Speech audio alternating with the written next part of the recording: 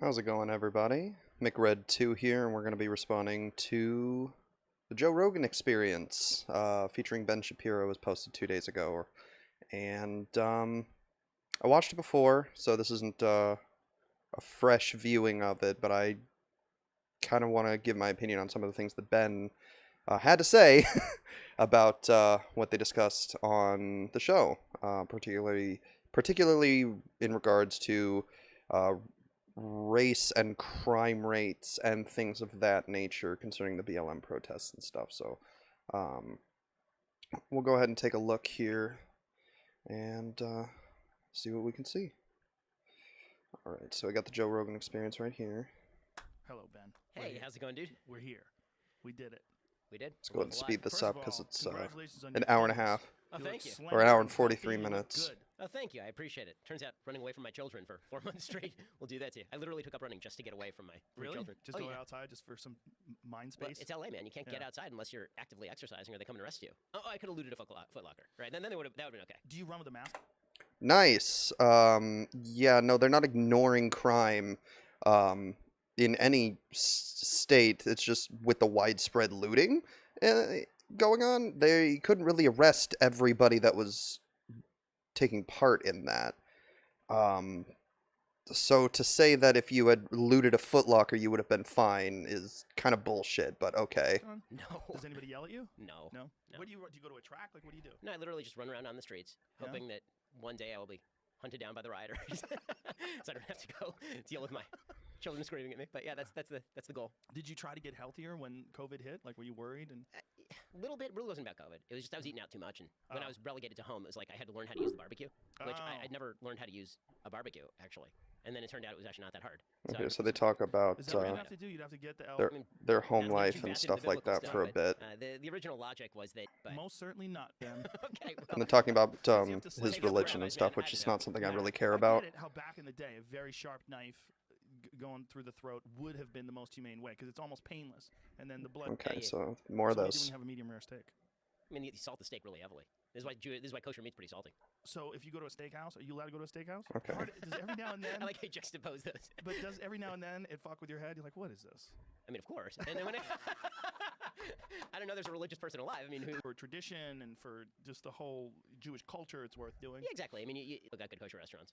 Maintaining these sort of rigid disciplines is that when things start to slide, So I just gotta a find little, you where lose in like a here that little- they these start the little part of the incremental conversation steps. that I They want to slide, and people go, comment oh, God, on. I what's mean, the it's an hour deal? and What do you 45 think? minutes, And you're like, so I see where this is going. Like it's going down that way. This is not going to stop. It's sliding. Oh yeah, and you saw it in LA. I mean, I lived in LA my whole life, and the move from LA being a pretty safe, fairly nice city, suburban in orientation, to just overrun with horror shows is really.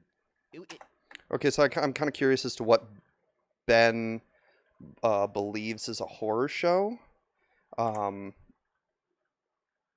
But crime as a whole, as far as the nation, has been on a downtick since the 90s. So I'm not sure how long he has lived in that location in LA. He said he'd lived there his whole life. LA has gotten significantly safer as time has gone on since the 90s. I mean, nationwide, violent crime has reduced since then. So I don't know what he's really talking about. Maybe the homeless population or maybe minority population in the area. I mean, I wouldn't be surprised coming from Mr. Shapiro here, but homelessness has been a problem that's been growing, yes, but it's not, I wouldn't call it a horror show. They're just not getting the shit beaten out of them, and they're not getting treated like crap all the time. They're not being arrested simply for being homeless. I think he gets into that here in a minute. It was a lot faster than I thought it would be, but it's sort of you're right. It's a gradual decline, and then it's just off a cliff. Well, you started to see tents, and you didn't see them at all for decades. Yeah, because it was illegal to be homeless, essentially. So you didn't have these homeless communities because anytime one was set up, the cops would just come and brutalize them and kick them the fuck out. So yeah, of course you now see tents because they're not. It's not illegal to be homeless, which is an asinine idea in the first place. The homeless people, and this speaking from personal experiences, I was homeless for quite some time. I guess I can't say quite some time. I was homeless for several months just a couple of years ago. being homeless, the homeless community in the United States as a whole is some of the most vulnerable people among us. I mean, it's really hard to have like personal property when you're homeless. It's hard to know where you're going to rest your head next, and making it not illegal to be homeless, I think was a step in the right direction. But obviously, Benny Boy here feels differently than I do. And then all of a sudden I started seeing tents. I remember I was doing Fear Factor in Skid Row in the early 2000s. We would film down there, and I'd be like, this is crazy. Like, has anybody seen this? Does anybody know this? Because there was these homeless streets. Like, you would go down these gigantic, and downtown LA back then. Yeah, every major city has a homeless problem. That's just where people tend to congregate. And I was homeless in a small town. Thankfully, I had a car to live in, and my boss at the time, wonderful lady, let me sleep in the parking lot, so I didn't have to keep jumping from place to place. So my experience was a lot better than most homeless people. But people tend to congregate where large populations are. If I were in the position where I had to panhandle, doing so in a small town with a couple of thousand people living in it wouldn't be very effective. But downtown Seattle, downtown LA, sure, there's a fuck ton of people out there. You're bound to come across somebody who's generous in those areas. Of course they go there. And for people who don't live in LA, you would think, oh, downtown's like downtown New York or downtown Cleveland. No. Downtown LA was a no man's land. Nothing's going on in downtown LA. It is now. Like, there's, well, it was pre-COVID. It was like. That's because crime has been going down, so it's not quite as dangerous of a place. I'm originally from Southern California. Crime has been on a downtick nationwide. There's not quite as much crime in those areas, so of course people are able to do things down there in, South LA, in downtown LA, when they weren't able to before. Like, there was some bars. And maybe that has something to do with it. I don't know. Some really cool upscale apartment buildings. It was kind of picking up.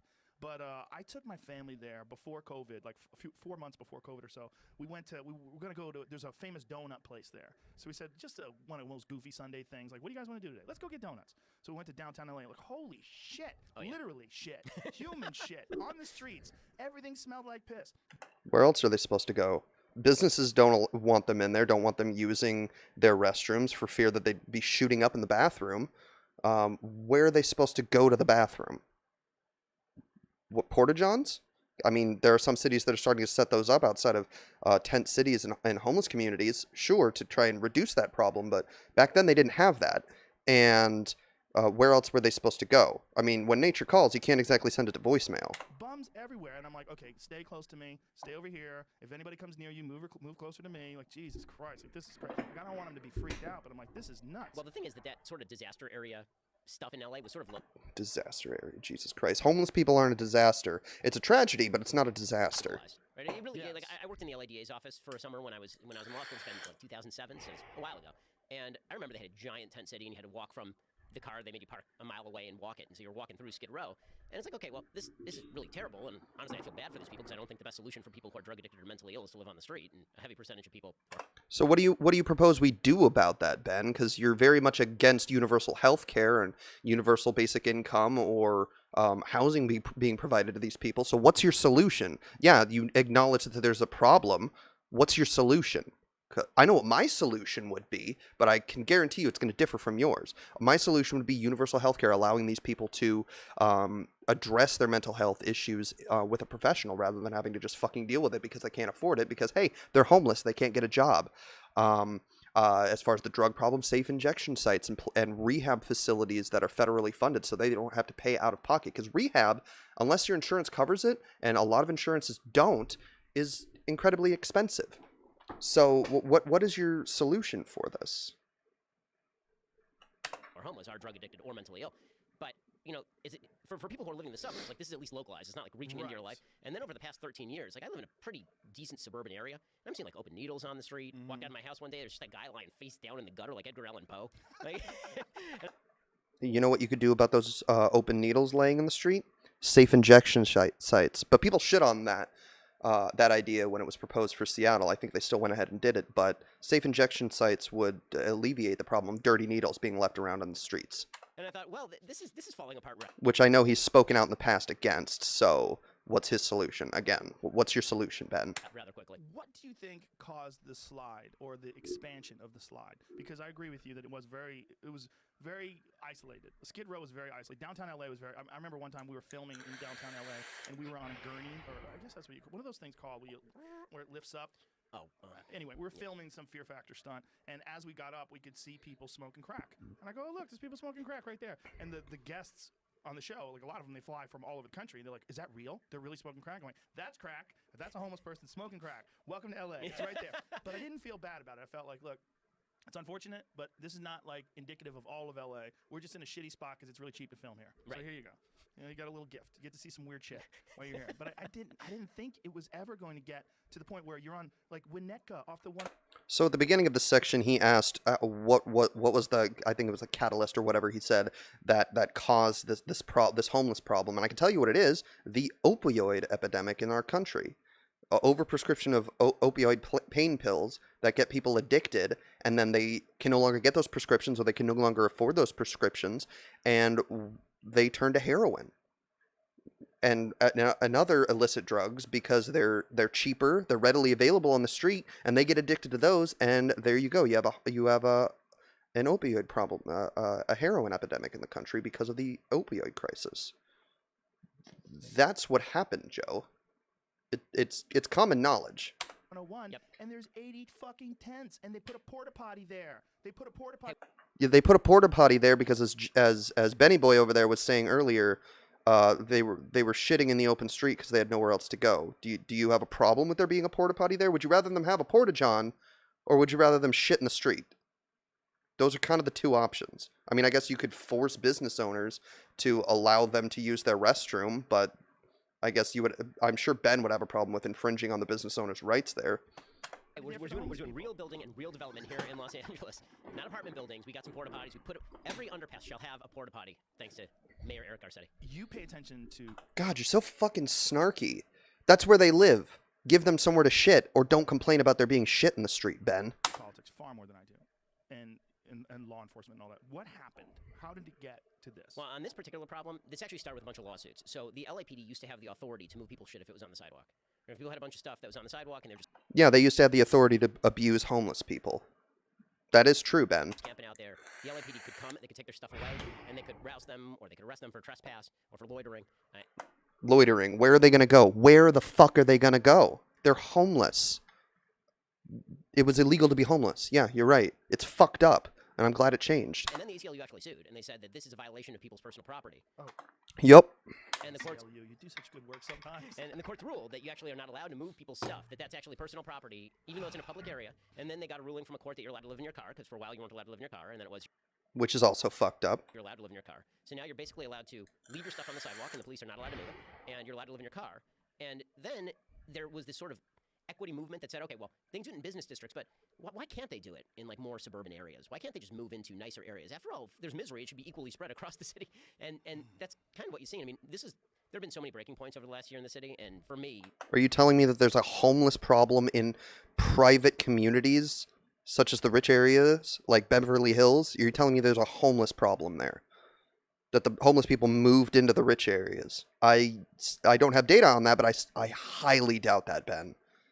I think you're exaggerating to try and make your point seem worse than it actually is. for me and my wife, I mean, we looked at the rioting, and they shut down the entire city at 6 p.m. It's a county of 12 million people, and they shut down the entire county so that douchebags could run around shattering windows, pretending that they were standing up for social justice. They shut down Beverly Hills at 1. Pretending? Fucking chair.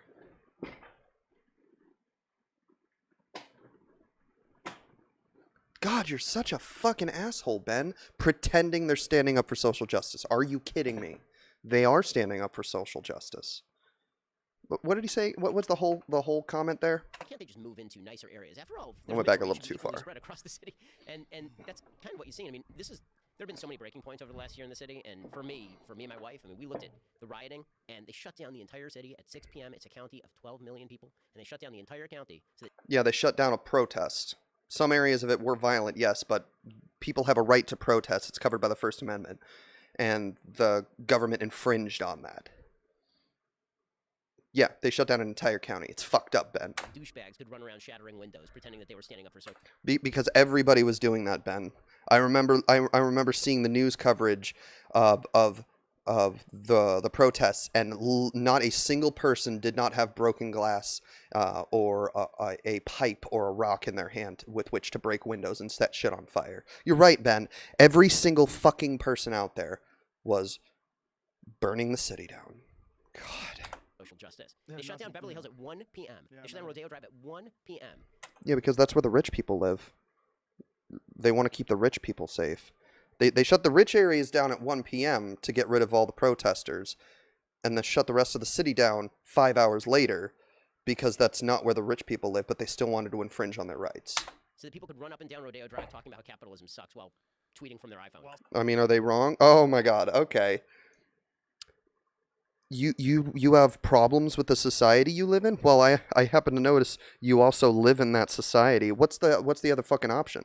I mean, in Android, they're just as expensive. You have to have a cell phone in 2020. I mean, existing without one is pretty difficult. Even if you just have a brick Nokia phone, it's essentially a requirement like internet. It should be considered a public utility at this point for people to have communication devices. And in a capitalist society, you have to pay for those. And there are basically two options. I mean, there's, Windows Phone, I think. I think they're still around, but you have Android devices and iOS devices. You got to pick one of them, Ben. But yes, capitalism does suck. stealing Nikes. There was two moments where I was like, this is a real opportunity for us to come together. And one of them was the moment the lockdown happened. It felt to me very similar to right after 9/11, where everybody was confronted with their own mortality. Like, holy shit, like we might be on the verge of a pandemic, like in a movie, where a lot of the people we know die. And here we have to be kind to each other. We have to be. This is what's important. Family's important. And I remember thinking, I've never been closer to my family, never been closer to my friends. We were calling each other all the time. It was a He's not wrong, and a lot of the country did. A lot of people talked to their friends and their family and made contact with them a lot more than they would have without the, circumstances of the COVID. So we did, not as much as we probably should have as a nation, because, they had the people that believe wholeheartedly, even still, that it's all a hoax. And that the lockdown and masks and all this is a violation of their rights and stuff like that. Or I said violation of their rights. Rights shouldn't be in air quotes, but they did, just not as much as they should have. there was real hope in that. I was like, if we get through this, we're gonna be tighter. We're gonna know what means something, what counts. Fuck stand-up comedy, fuck everything else, man. What's important is love and friendship. Then it started to get angry.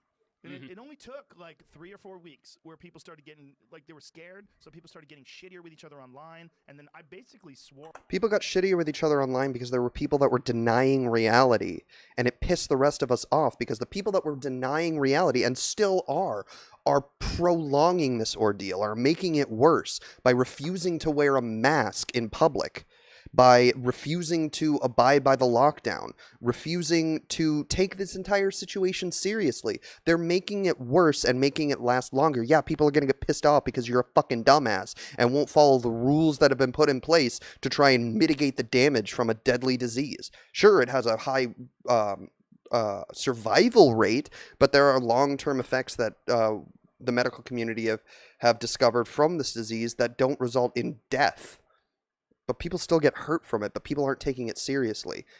That's why people are getting pissed. Or off Twitter. Yep. I was like, this is just too toxic and too hostile. The second moment where I thought we had the opportunity to come together was George Floyd.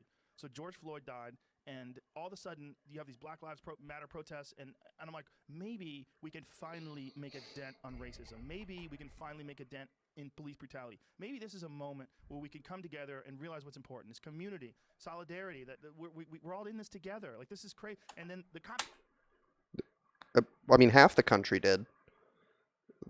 It seems like the country's pretty split down the middle. I mean, the people that do support the protests say, oh, I don't support the riots and the looting and stuff like that, but I support the movement. And then there are people on the other side that only see riots and only see looting and only see, they're saying Black Lives Matter? They must not care about white people. They must hate white people. So the country seems to be split down the middle, and it seems to be split down the middle politically. Like, whatever side of the political spectrum you fall on is where your opinion tends to lie on this issue. So half the country did come together, and the other half of the country came together, but for shitty reasons. We just didn't come together as a whole, but we did come together in a way, I guess. Need to be reformed. Like, they can't live like, and maybe we should take into account PTSD. Maybe we should take into account the fact that these fucking guys are pulling up on people every day that might shoot them in the face. They might never be able to see their family and their kids. If you can't handle that, don't be a cop. If you can't handle the requirements for the job that you apply for, quit. I'm sorry. Just because you're afraid that somebody might shoot you doesn't mean that you get carte blanche on murdering people. And that's what they've been saying. I'm sorry you're scared. But maybe if cops didn't have such a epidemic in their community of fucking murdering people, predominantly people of color per capita, maybe people that got pulled over by a cop or have interactions with a cop wouldn't have the reaction that they do when an officer approaches them. I'm just saying. Rework this. Let's think this shit through. Yeah. Nope. And then chaos. And then all of a sudden it became... That's because the people that are able to affect that change haven't listened. I mean, there has been some change. There are major cities that are implementing sweeping police reform, which is fantastic. Cities like New York have reduced their police budget and are allocating those to other areas of civic outreach, which is exactly what the BLM group has been advocating for during these protests. But at least initially, people, the powers that be, the people in charge that can actually make the changes weren't fucking listening. Like what we saw yesterday where they're breaking into Amazon Go in Seattle. Like, that fucking guy owns the Washington Post. He owns the most left-wing newspaper in America. Just because Jeff Bezos owns a newspaper that's left-wing doesn't mean he's come out in support. As far as I understand, he's made a donation, sure, but the dude wields a lot of power in this country just based solely off of his net worth, the amount of money that he has. He could affect change, but he's not. And I mean, I don't necessarily agree with smashing the Amazon Go store, but I'm not going to condemn the protests just because of one action or a handful of actions or the actions of a handful of people. And you're like, not good enough. Well, you saw they set up a fake guillotine outside of Bezos' house in Washington, D.C. It's insane. That's because he's bourgeoisie. It was to send a message. And it's madness. He's too rich. I totally agree with you, by the way. Like, when COVID happened, I thought, I can't really see how we're going to split in partisan fashion over this thing. Right. Like, everybody wants to live, and everybody would also like to eventually get back to regular life. And the better we can live, the better we can get back to regular life. So it seems like, okay, we're on board. When it came to the lockdowns, the original lockdowns, I was like, okay, I'm on board. You know, I'm taking this thing really seriously. You may have, but there were plenty of people on your side of the aisle that weren't, and those people are the problem. I've got parents in their 60s. I feel like, you know, I'm in good health. I'm fairly young. I'm 36. But for my parents, I don't want my parents getting this thing. And so we're still taking this thing real seriously. I mean, I'm still wearing a mask around to public places, and I think people should. I think that's a responsible thing to do. But it immediately turned into, who can we blame for this? Who can we blame? Who's doing it wrong? And it seems like there were only, like... It was very clear which people were doing it wrong. They were very vocal about doing it wrong.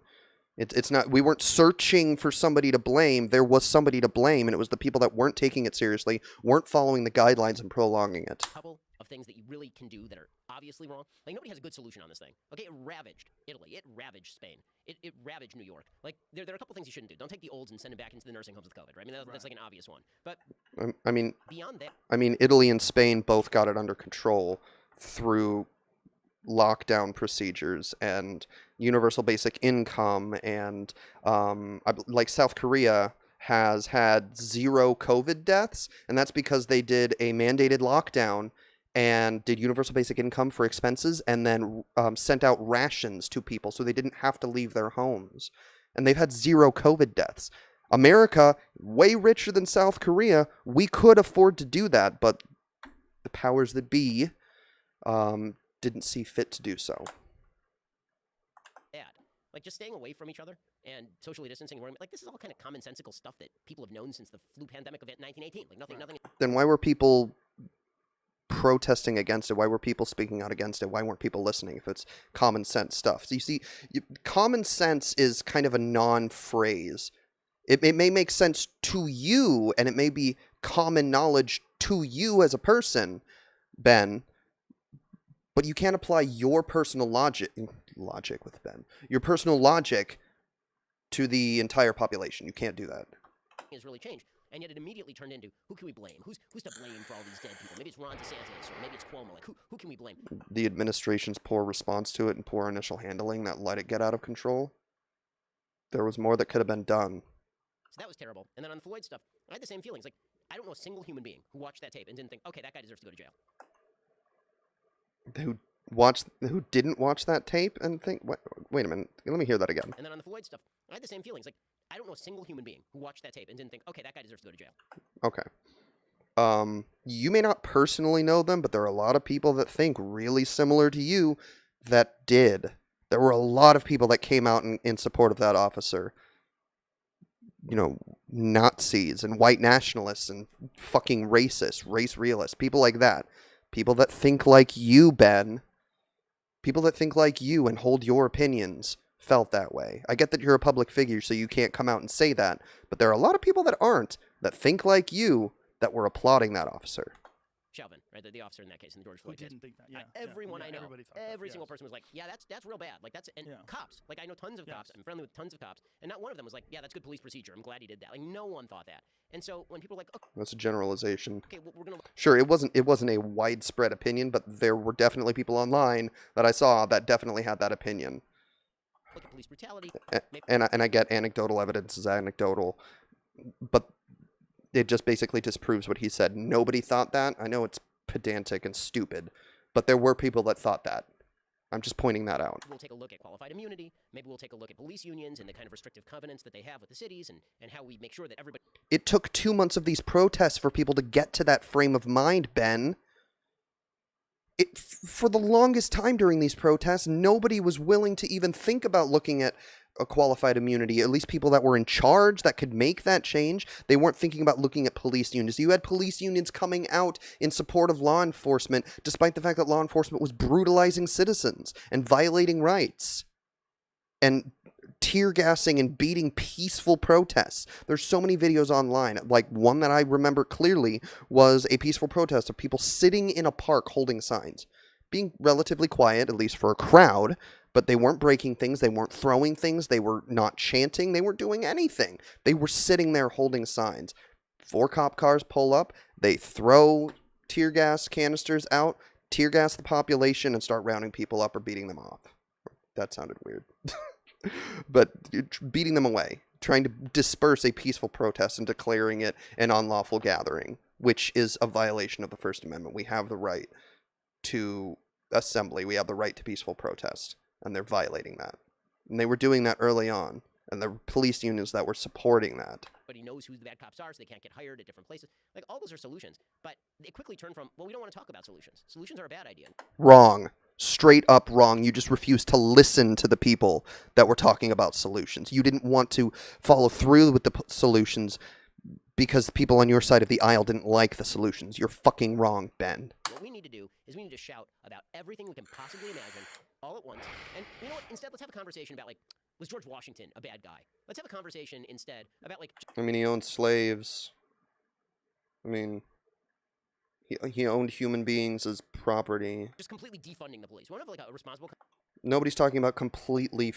I shouldn't say nobody, because there are, but the majority of people in this movement are not talking about completely defunding the police or abolishing the police. We're talking about defunding the police, allowing the police to handle the portion of crime that they are trained for, violent crime, and allowing all of their other responsibilities to be handled by other agencies that are funded by the funding taken from the police force. We're trying to make their job easier, making it so that they can focus on things that they're trained for.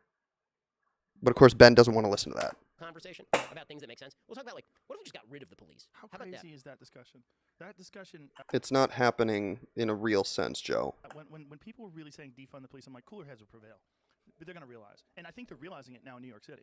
I mean, New York... No, they're not. In New York City, they are defunding the police by $1 billion and allocating those resources in other areas. I mean, they still have almost double the budget that they had in 2001 prior to the massive increase in police funding that happened right after 9/11.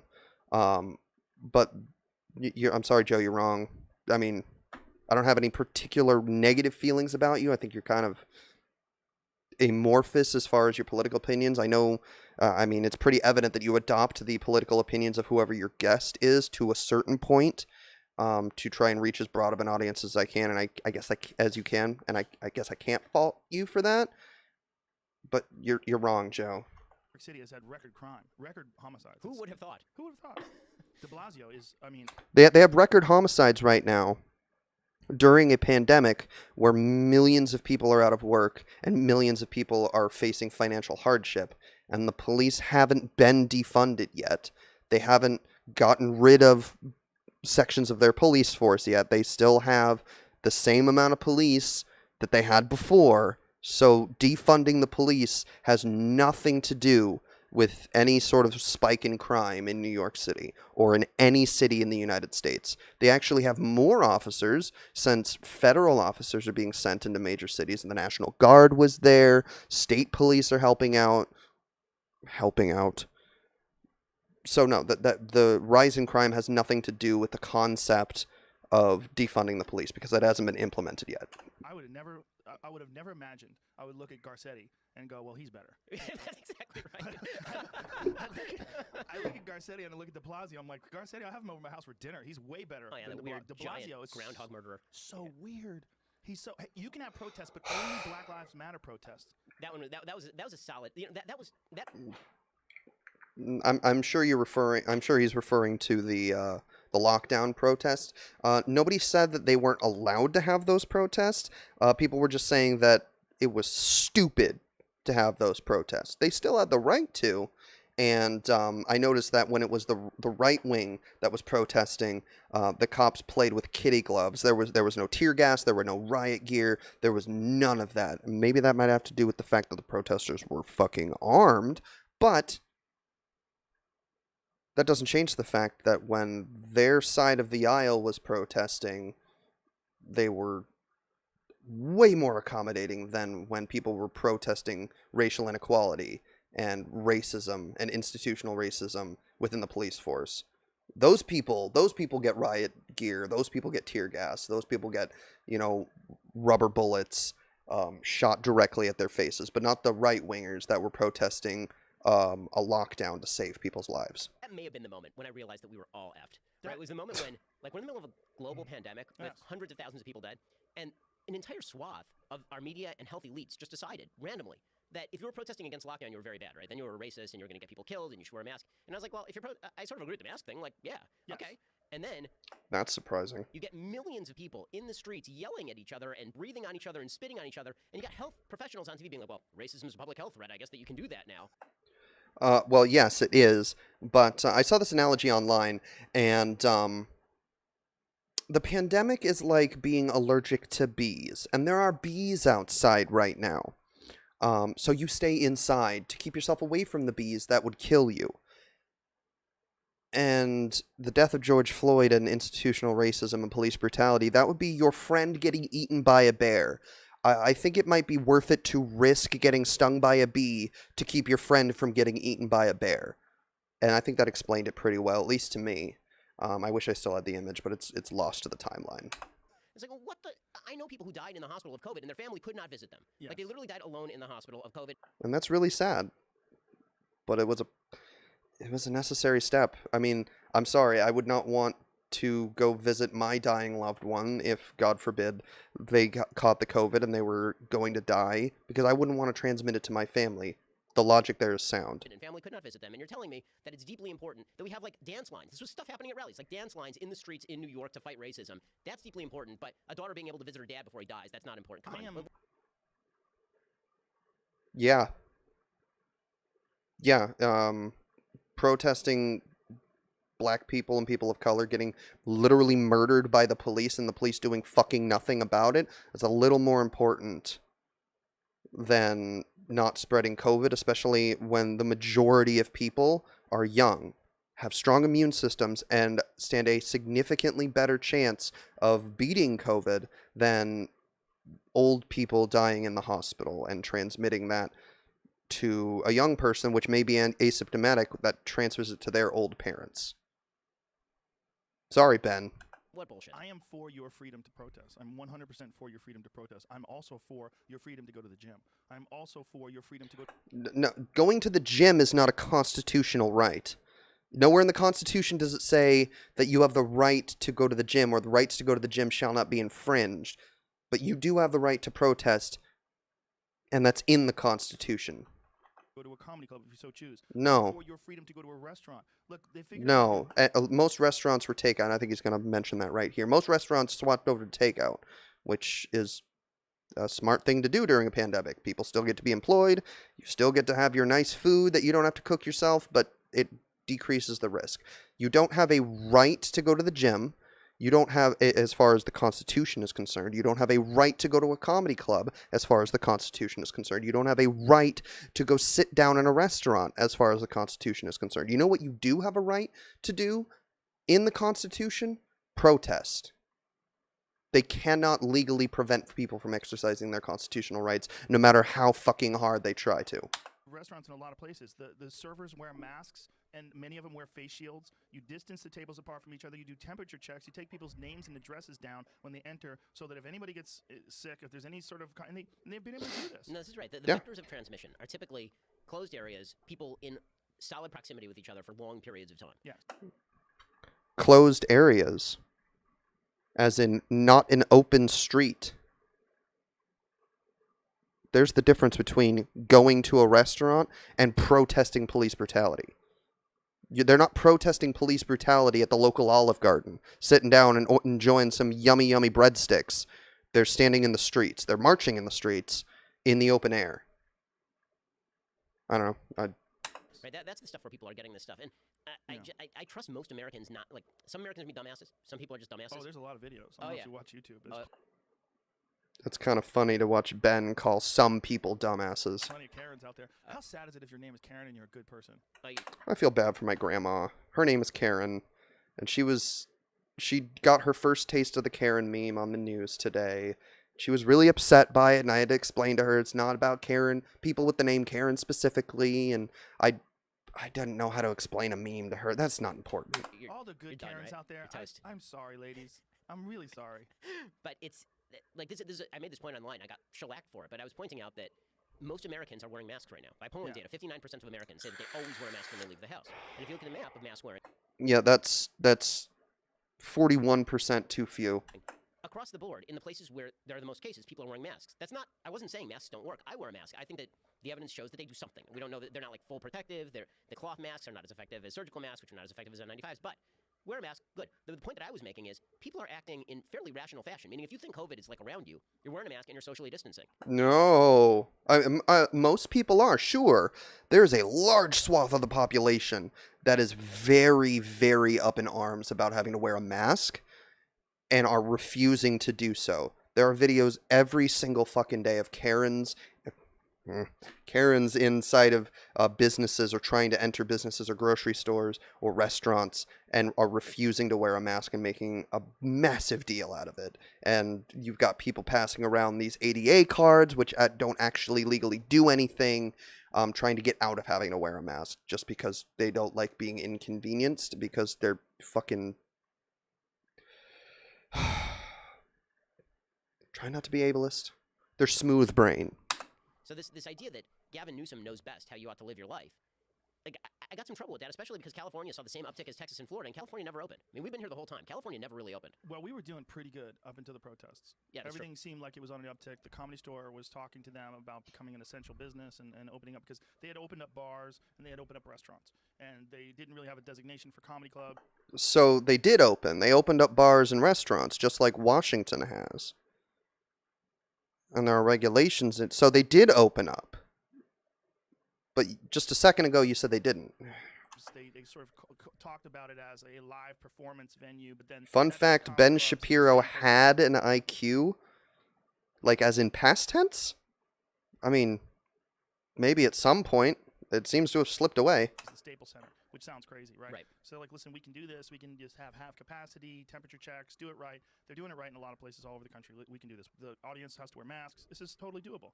And so they were right about to do that. And then this other thing is, we were trying to figure out, like, is it protest only? I think it's bars too. Yeah. The thing about bars is close talk.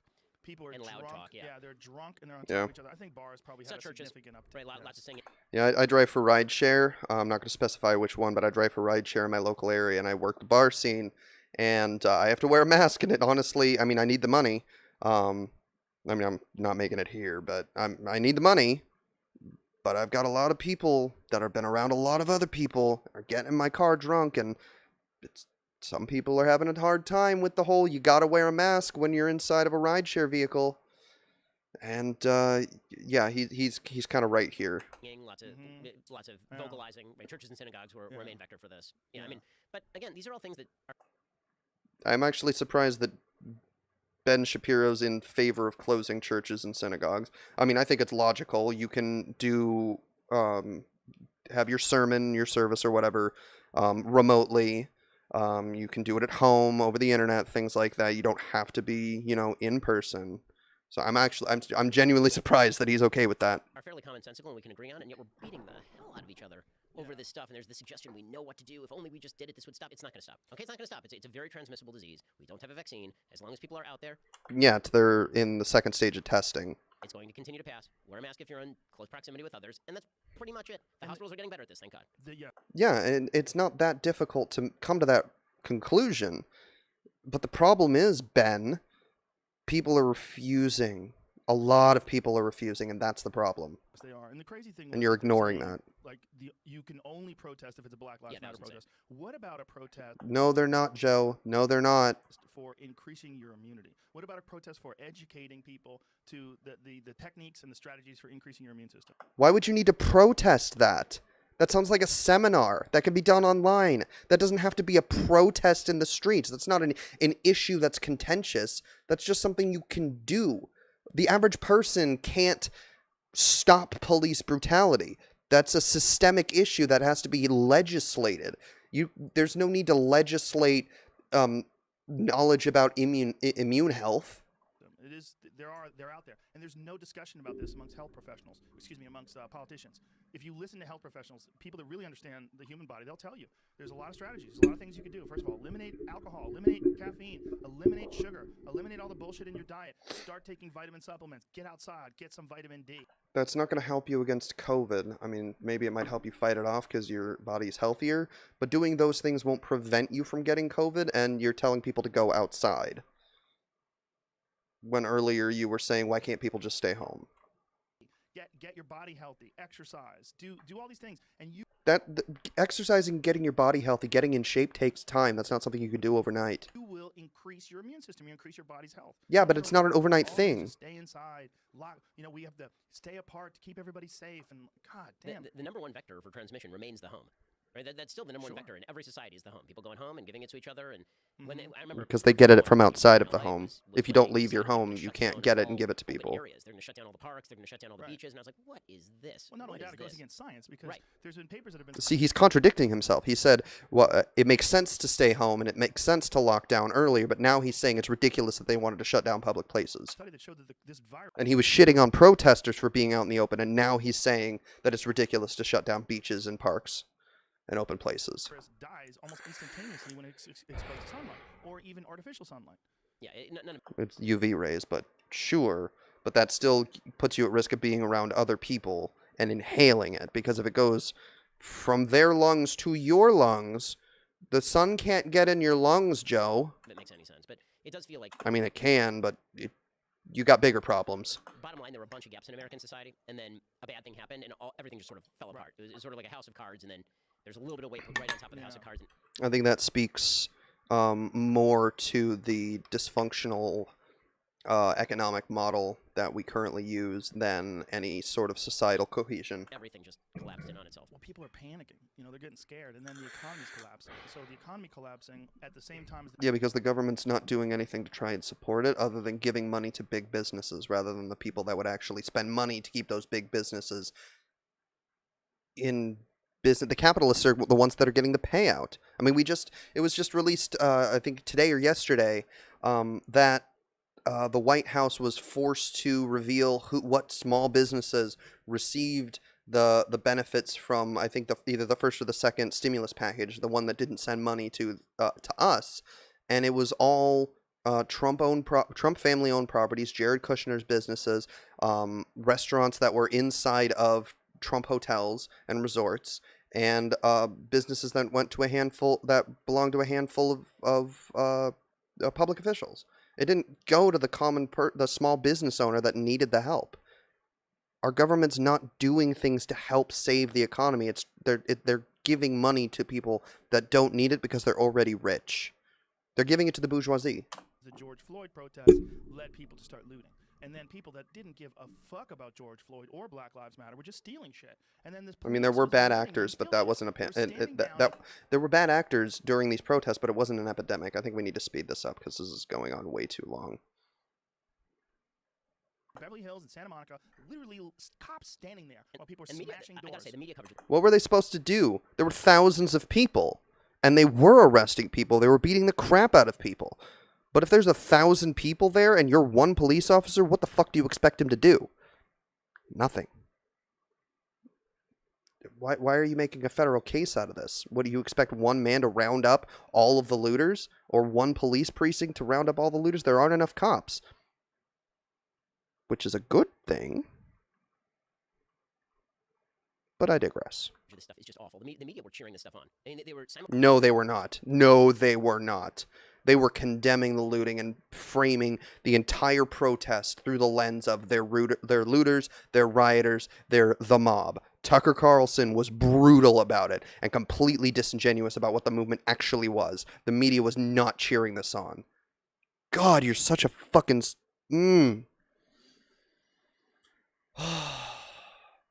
You argue in bad faith so often, Ben.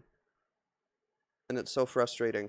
Simultaneously making two arguments that conflict with each other. One was, these are mostly peaceful protests. First of all, mostly peaceful is the most loosely defined, arbitrarily applied term in history.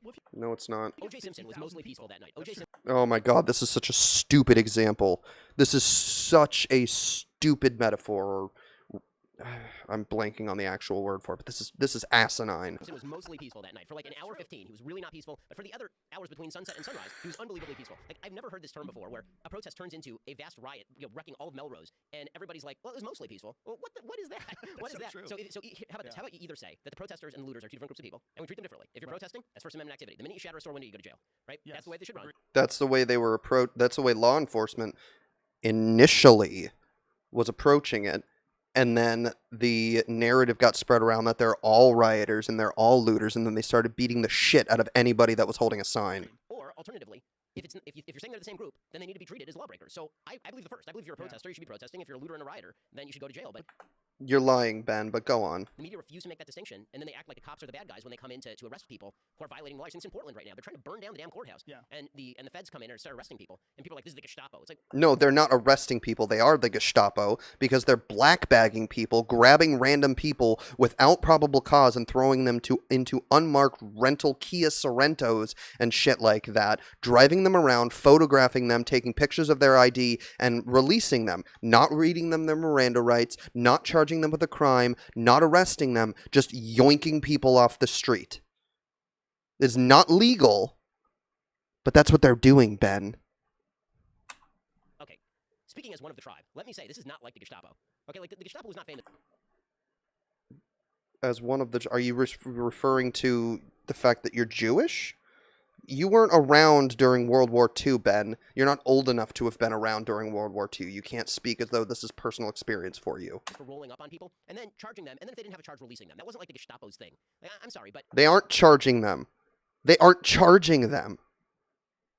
That's the problem. They're not reading them their rights. They aren't arresting them. They aren't charging them. They are just kidnapping them and then releasing them later. It's kidnapping. you decided that you wanted to throw. The only difference between the Gestapo and what our feds are doing is the Gestapo would pick them up and then take them to a concentration camp or take them to a facility that sent them to the concentration camps. But they're doing the same thing without the exact same end result. It's still illegal. It's still a violation of our constitutional rights. Firebomb at You're a lawyer. You should know this, Ben. the federal courthouse, and your local mayor said he wasn't going to let the police do anything, and so DHS came in and arrested you. Tough shit. I mean, like, I'm sorry. That's at some point somebody's got to restore some semblance of law and order here. Well, it's a weird situation because I don't exactly. You know what would restore law and order? Capitulating to the demands of the protesters and giving them what they want, what they're demanding, and doing what's right. They're refusing to do that, so the protests aren't stopping. Understand why they're attacking the courthouse. I don't exactly understand why they're smashing The courthouse is a symbol of law enforcement, Joe. the windows at Amazon Go. It's Steve Martin, right? They must hate these paint cans, right? Like from the jerk, right? I don't know. I don't understand that reference. It went from this to literally tear down the structure of society. Well, this is where we get. No, it's not. They want to reform one section of society. I mean, we want to. The protesters want to address systemic racism in the nation as a whole, but that doesn't involve tearing down the society unless you're admitting that America is built upon racism and the entire structure of our society is racist, in which case that would be necessary. Get into sort of the deep philosophy point. And this is actually really the biggest problem right now in the racism point is the shifting definition of racism. So I had the unfortunate experience of actually reading one of the best-selling books in the country, Robin DiAngelo's White Fragility. And let me just tell you, a greater pile of horseshit has never been produced by a bevy of horses. It is an awful book, and it is basically rooted in the same theory as Ibram Kendi's How to Be an Anti-Racist. The basic definition of racism changes in this theory. So racism, you and I were sitting here discussing racism, and the way I define racism is probably the same way you define racism. You believe in the inferiority or superiority of a group based on race.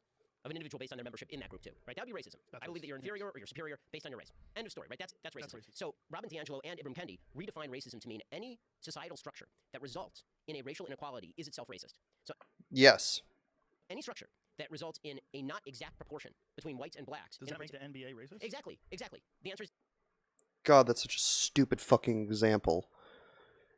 You have to try out to be in the NBA. You don't have to try out. You don't have to show your worth to be an American citizen if you were born here. You have to do that for the NBA. kind of yes, except that the NBA is not racist because obviously it benefits black people, right? I mean, now the NBA is not racist. Oh my God. It's because of meritocracy is the reason the NBA is not racist. But Robin DiAngelo and Kendi both suggest that meritocracy is an aspect of whiteness. They say that meritocracy and individual are aspects of whiteness because these institutions, things like meritocracy and individualism and not seeing people's colors, these just reinforce hierarchies that end with disparate outcomes. And so what they say is in order to be anti-racist, you have to want to tear down the entire system. They literally say this. I'm not really, I know that I'm not misidentifying the argument because I've read their books. I haven't read the book, notion but that to be anti-racist, you have to tear down free markets, or you have to tear down free speech, or you have to, and what that means is, of course, that anytime there's rioting and looting, that's really just an expression of outrage at the broader American system, and so it justifies that. Yes. That's exactly what it is. That sort of stuff. This is why you saw Nicole Hannah-Jones, the de facto editor of the New York Times 1619 Project lady, tweeting out that she appreciated that people were calling these the 1619 riots. Because once you say America is rooted in slavery and rooted in evil and a terrible, horrible, no good, very bad place, then robbing a shop is just the latest iteration of you fighting. I mean, it is. And they're right. In the system. Explain the 1619 correlation to people, if you would. Sure. So the 1619 Project is something put forward by the New York Times. It's not good history. There are 4 Pulitzer Prize-winning historians who... It is good history. You just disagree with it, Ben. You can't declare something bad history just because you don't like it. These are facts. And as you love to say, Ben, facts don't care about your feelings. It's not good history. The basic argument is the United States was not founded in 1776 with the principles of the Declaration of Independence. The country was actually founded in 1619 with the importation of African slaves to American shores. Because that's when our system began, yeah. First African slave arrived in the United States was 1619. So the idea is that the entire history of America is a history of a system that is endemically white supremacist. Yes. All of the Declaration of Independence is basically a lie. That the principles of all men are created equal, that was a lie when it was written, and it's a lie now. Yes. Because when it was written to apply to white land-owning men. It didn't apply to women. It didn't apply to people of color. It didn't apply to slaves. That's accurate, Ben. That's factual. Sorry. Idea that we have rights that pre-exist government, that's a lie. All of these things are lies. The Constitution was built in order to enshrine white supremacy. And no evolution has taken place. So they essentially make the argument that... I mean, we've changed it. We've amended it because it's supposed to be a living, breathing document. But yeah, it did enshrine white supremacy, which is why we had to amend it. Which is why we had to give white people the vote. Which is why we had to... Or white people. To give women the vote. That's why we had to amend it to abolish slavery. From 1619 to 2020, and so on. Racism has gone underground a little bit, but it's still there, and it's still implicit in all of our systems. So the 1619 yes, because they were built on a racist foundation.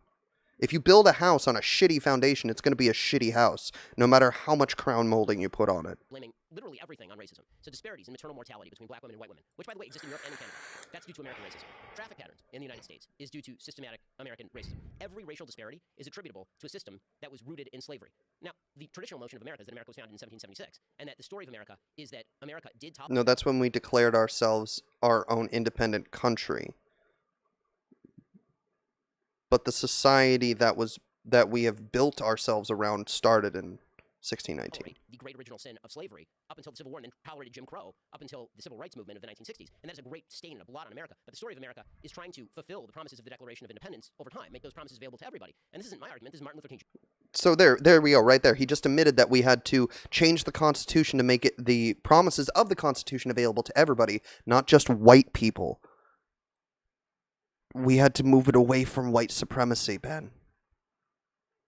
You just invalidated your own argument. Congratulations, you played yourself. Jr.'s argument when he talks in the March in Washington about fulfilling the promissory note of the Declaration of Independence. He says, we're here to cash the check, right? You issued us the check, and then you didn't let black Americans be Americans. We're here to cash the check. Yep. The argument Frederick Douglass, freed slave, makes in 1852. Makes a famous speech before slavery's ended. And he says, July 4th doesn't mean anything to black Americans because we're not included in the bargain. Include us in the bargain. The story of America is the Declaration of Independence, those principles that we should all basically still agree on because they're pretty good principles. Free speech, free assembly, all the things you see in the Constitution.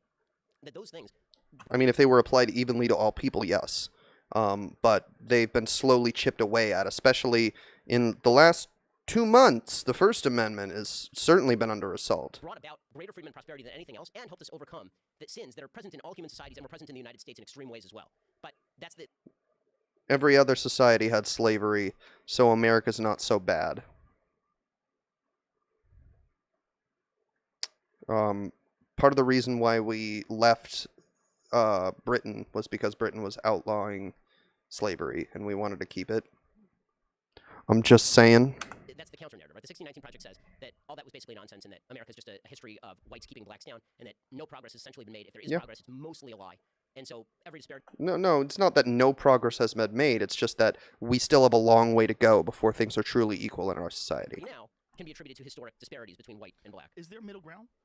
So if we look at 1776 and we look at the Declaration of Independence and we look at America today in 2020, there clearly is some impact in the echoes of slavery and then after that Jim Crow. There's clearly some impact in these deeply impoverished communities that don't seem to advance. Yes. So to make the argument about institutional racism, there's a couple ways you can read this. When people say systemic Oh god, racism this is going to be a long-ass video. I usually ask them to be a little more specific in what they mean because there are a few ways you can read that. One is history has impacts. Of course that's true, right? That's true for everybody. It's true in your family history. If you have a grandfather who went to prison on a particular charge, that leads to poverty for your parents, which led to more poverty for you. Right? People have histories, those histories are embedded in their life experiences, and that's true for societies as well.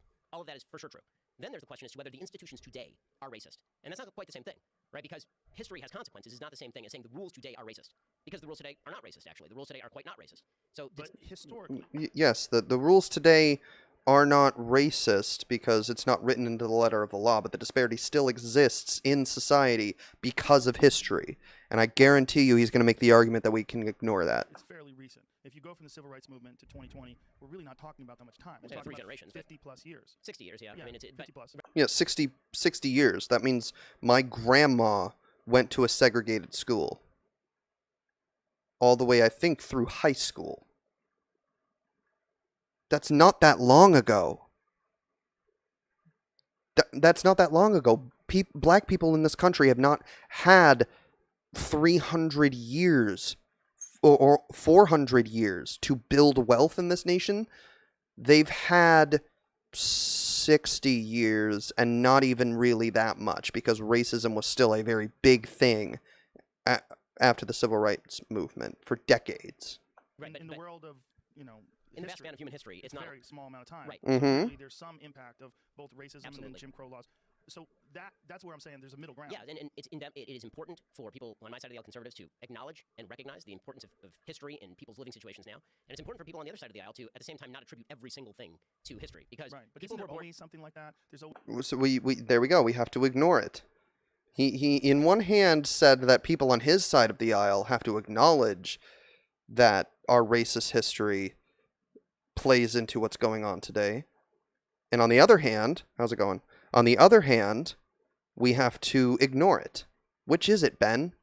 Always like extremes on each position, and the truth lies somewhere in the middle. Yeah, but I don't think that it lies as far in the dead center of that as people, I think, want it to. What I mean... No, it's far more to the left. What I mean by that is the problems that have plagued communities in the United States, not just the black community in the United States, but problems of racism or problems of sexism, the way those get alleviated is people making better choices over time. Right? That is the problem. That's the way that those issues get alleviated. When Jews arrived in the United States in the early 20th century, to talk with my people, when they came, they were impoverished, they didn't speak the language, they were banned from country clubs, there was open discrimination against them, they were banned from Harvard. Right? Harvard Law School had quotas. It wasn't institutional, though, and it didn't last for 400 years. That's the difference, Ben.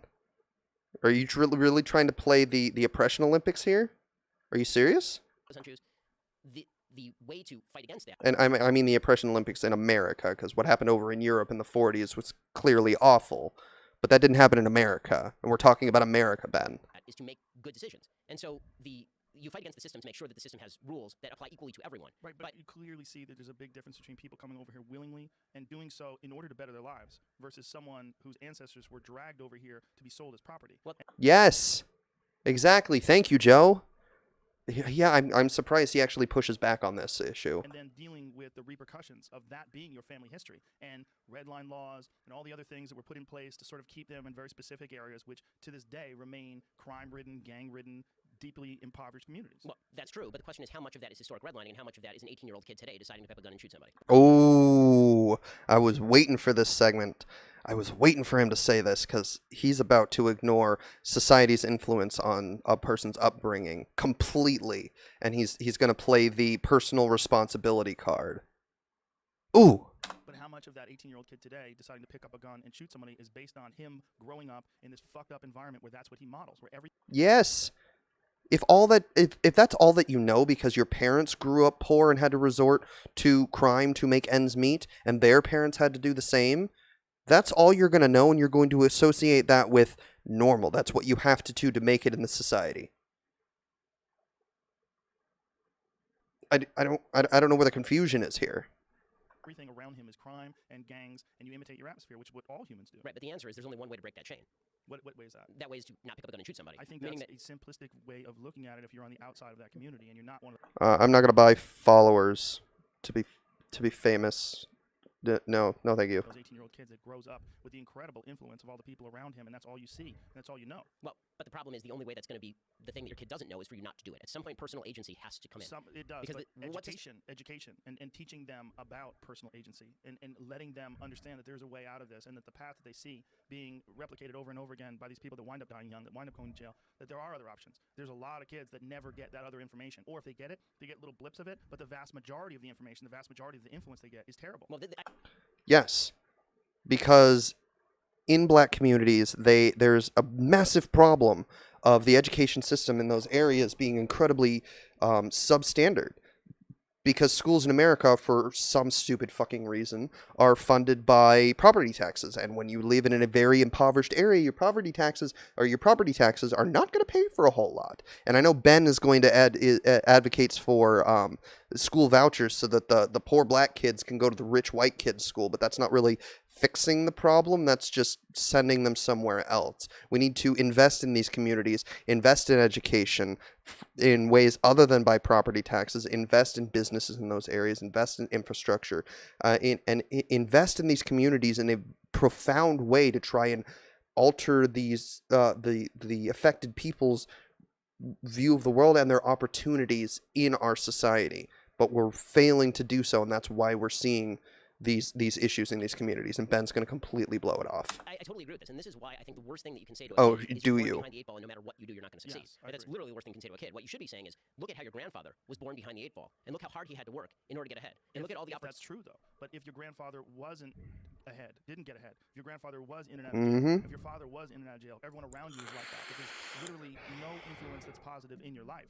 The idea of saying to a kid like that, hey, don't pick up a gun and shoot somebody, that's way too simplistic a version of their future, in my Well, I mean, my the opinion. problem is I don't see an alternative solution.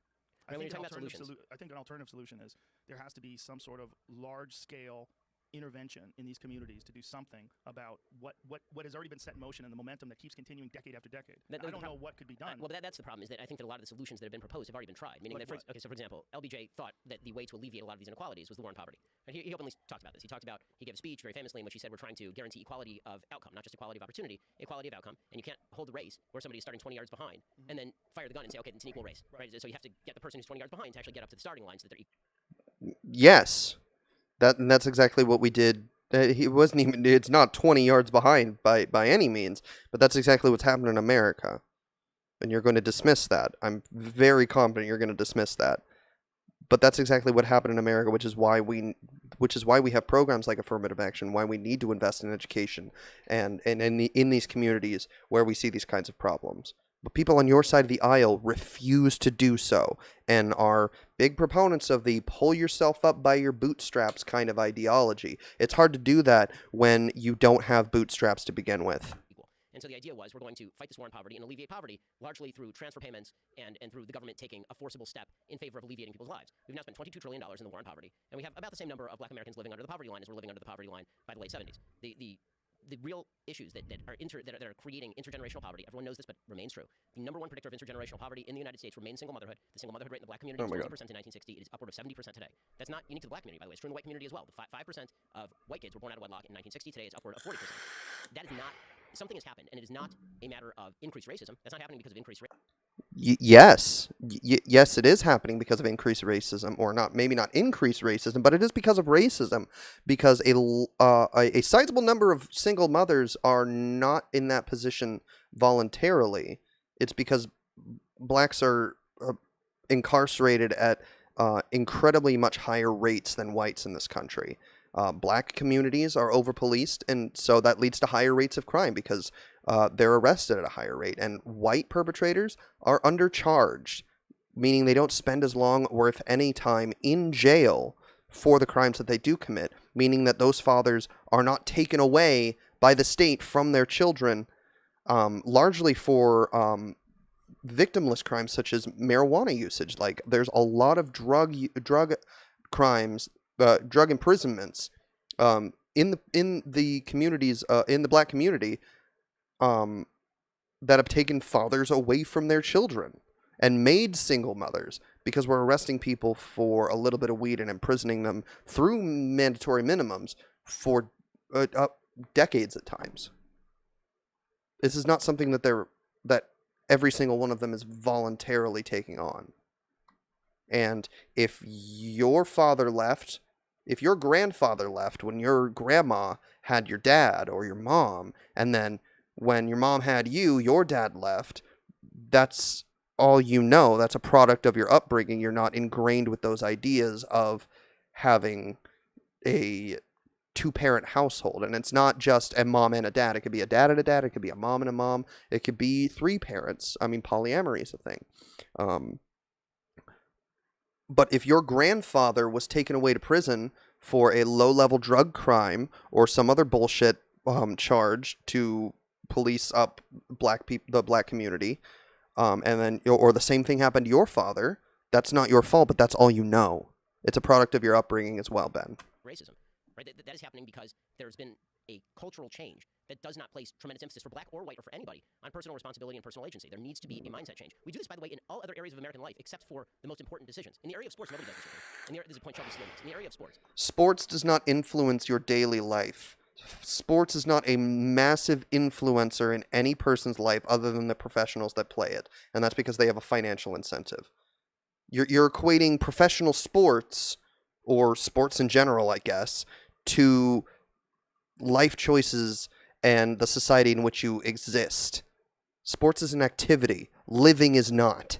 Being black is not an activity, and it's not something you can quit. You can quit baseball at any time. You can't quit being black. You can't quit being white. You can't quit being Latino. You can't.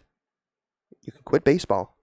if a kid does not have a good jump shot, nobody says to him, you know what, you don't have a good jump shot because your father didn't have a good jump shot, his grandfather didn't have a good jump shot, and the game is biased against you. We say, okay, if you want to be on the team, you're going to have to learn to shoot a jump shot. Right?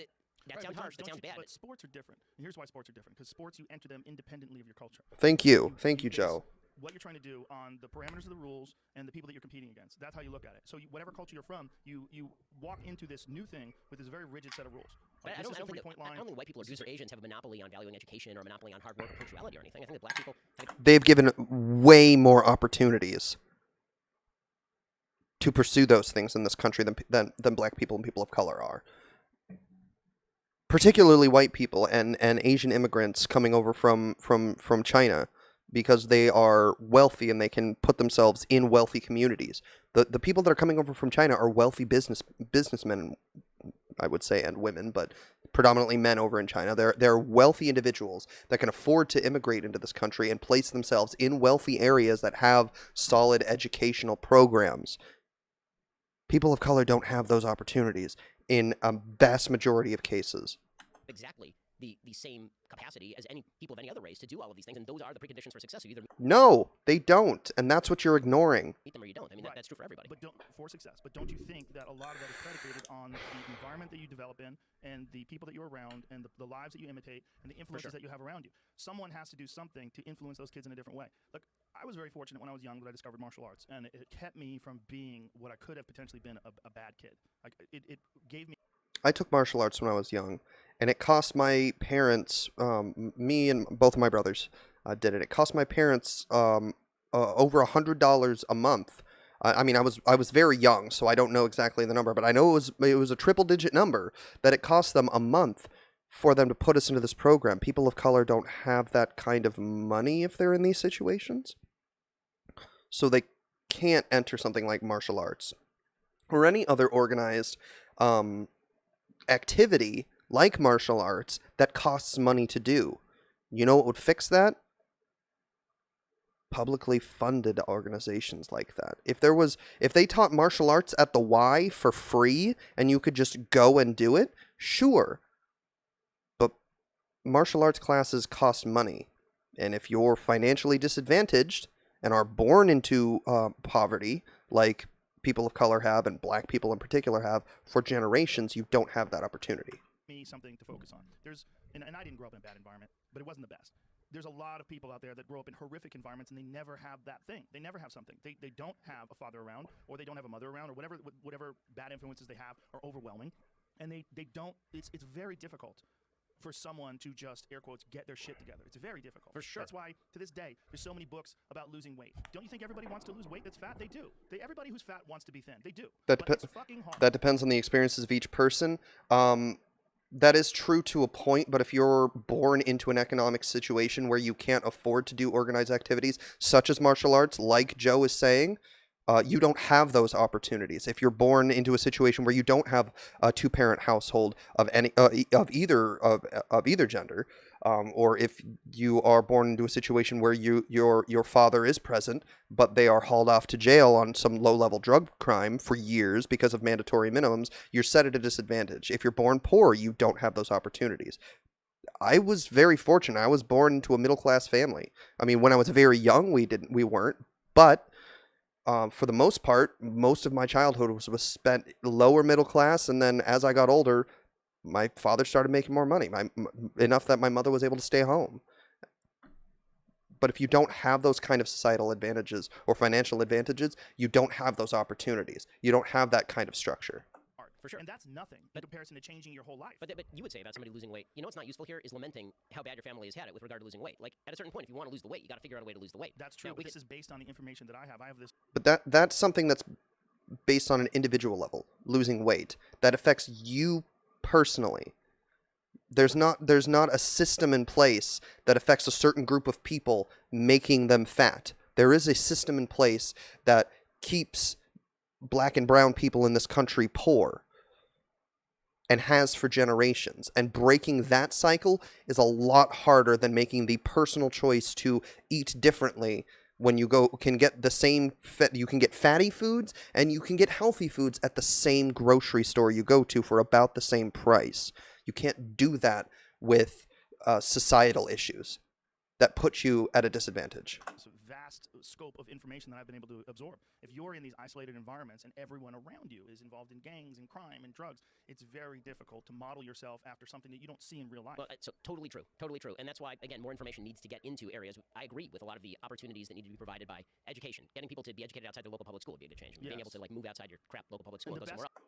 That doesn't fix the problem of having crap public schools in those communities. Because if you're poor, if you're a poor parent that's working 2 and 3 jobs to make ends meet, you don't have time to drive your child an hour across town to the rich people's school, the white school, so that they can get a better education. The only options available to you are the school that your kid can climb on a bus and ride the bus to because you have to be at work before they ever leave the house. Sending kids to another school is not a viable option for most people in those kind of situations, and it doesn't fix the problem of the shitty school to begin with. Fix the shitty school. Don't tell them to go somewhere else, especially when people don't have that opportunity half the time. Or in a large majority of cases for people that are living in impoverished areas. The best influences for kids that grow up in these environments seem to be people that have gotten out and then come back and talk to them. Right. And tell them how to do it. But and none of this has can to do. be done. But to go back to the original conversation, none of this has to do with telling kids that you live in an evil country that's seeking to keep you down.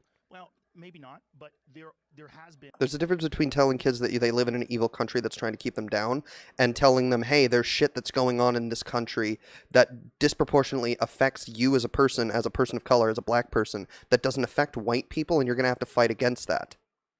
And having those things that you're explaining to them actively affecting their lives. It's different, Ben. And a very small amount of emphasis placed on taking these impoverished communities and figure out how to engineer them out of the situation. Well, I don't think that's true. So I don't really? think that's true. Yeah, I mean, the amount that we've spent on a federal level and a state level on educational programs and poverty programs. Over time. But no, on a year-to-year level. I mean, these are enormous quantities. I think it all depends on the path you take and the situations that your life presents you, whether it's a good or a bad thing. That's true if you have the opportunities to pursue something else. If you have the opportunity to have a good education that can get you into a good college, that can get you a high-paying job, sure. But if you're going to a shit school where you have a crappy education, it doesn't matter if you have a 4.0 GPA at a school that doesn't teach you what you need to know because they don't have the funding to buy modern textbooks. If you don't know, like if you're trying to get into the science area and you're using science books from the 80s, that's not going to be accurate information. That's going to hamper you when you try to get into college. You're not going to have a good GPA when you graduate, and that's going to reflect poorly on you when you try to get a job with that diploma, if you even have the opportunity to do that, because college is so fucking expensive in this country. All of these things compound on top of one another that directly disadvantage people in these communities and black people in particular. So yeah, you could make better choices, but if you don't have the opportunity to make those choices because you have a poor education or your teacher can't give you the attention you need to help you absorb the information that you need to be able to do well on the tests, you're not going to have that good GPA anyway. We need to fund education through something other than property taxes. That will go a long way to alleviating these kinds of situations and also investing in those communities. Sure, $22 trillion sounds like a lot of money, but if that's stretched over decades and decades and decades across a country as big as ours, that's not going to go very far. I mean, our annual GDP of the country is $22 trillion. In 1 year, that's nationwide. And we're taking that amount of money and spreading it over the entire country over decades. So over time, it sounds like a lot of money, but in the instant, when you're needing to use that funding, it's not a lot in the moment. Money. This is not really a money problem. It really is not a money problem. Yes, it is, Ben. You can sign everybody a check tomorrow. Right? The predicate for the slavery reparations movement is exactly this: sign everybody a $80,000 check, and the problem will be alleviated. No, I don't think that's right. I think they'll spend $80,000. Yeah, sending people a check won't alleviate the problem, but using the money that you allocate for reparations to invest in these communities will alleviate the problem, and that's what the conversation as far as reparations is moving towards. Is not giving people money directly; it's by investing in the communities that are directly affected by the racist policies that they're still feeling the effects of decades later. $1,000 and they'll be right back where they started from. But I do think that there is an argument that there can be some way of engineering, whether it's community centers or education or doing something differently in these places to chip away at this problem. So on that stuff, we totally agree. The only point that I'm making about the 1619 Project is when you teach people that they are the victims of a society, it makes it very difficult for them to succeed. The story of Black America should be a story of unbelievably brave people triumphing over systems that sucked. Right? I mean, that is the story of Black America. Most Black Americans do not live under the poverty line in the United States. That's one aspect of the story of Black America, sure, but those racist institutions and those racist policies, whether they were abolished 60 years ago or not, which in many areas they were still continued against the law in many areas for many, many years, still affects them, and we need to be cognizant of that and try to work to fix those issues rather than just saying, hey, you guys are equal now, get running. It's like if you are, they used this analogy earlier, but if you're running a race, and you're running a really long race, a generational race, and for the first, and there's two opponents. They're racing each other. And for the first 200 years of that race, somebody comes along and shoots your opponent in the knee for 200 years. And their descendant and their descendant shoots them in the knee. And then after those 200 years or 300 years, they decide to stop shooting you in the knee, ending slavery, and instead they just start clubbing you in the shins. The person that didn't have any of those things affecting them is able to go much farther, much faster than if you got shot in the knee and then got your shins clubbed for another 100 years. And then after that period, after the civil rights movement, decide, okay, we're not going to do any of that anymore. You can win just like everybody else. It's not feasible. We need to correct those injustices, and we as a society seem to be having a hard time doing that. A huge black middle class. There's a black upper class too. Yes, there is. Let's simplify this if we can. Sure. If Ben Shapiro is the king of the world, how do you? Also, the federal poverty line is incredibly low. It's like something like $20,000 a year. I was making double that and barely scraping by. Sure, I lived in Washington, which is a really high cost of living, but the federal poverty line, if you are just barely above the federal poverty line, you're not considered impoverished, but you are still feeling the effects of poverty. That line is way too low. So the point he just made there that the majority of black people are above the federal poverty line is very disingenuous. Fix Baltimore? How do you fix Detroit? How do you fix the south side of Chicago? Okay, so here's the unpopular view, but it happens to be empirically correct. The first thing you have to do is you have to load the place with police. No, you don't get to say that's empirically correct. That's not accurate. The way you fix the problem is investing in those communities financially. Increasing education, increasing job opportunities, things of that nature. Adding more police is just going to exacerbate the problem without addressing the issues that cause those problems. I'm sorry. You're just fucking wrong, Ben. You gotta load the place with police because you have to stop crime. Once you stop crime, then businesses are happy to invest in those areas. You're not going to get businesses to invest in those areas and provide jobs unless the crime is gone. In fact, one of the reasons that you have such a vast differential in racial crime in the United States is because of white racism. And this is a point that Jane Levy, writer for the LA Times, has made. You should write a book called Ghetto Side, and she points out that the reason that black crime was so high in the early 20th century and late 19th century is because basically white communities said to black communities, you're on your own, right?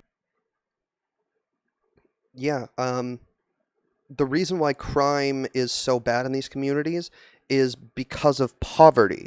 Because these communities aren't being financially invested in. And if your only option is crime, if you're the only way you can feed yourself and your family is through crime, you're gonna do that. If you alleviate the financial problems, the financial problem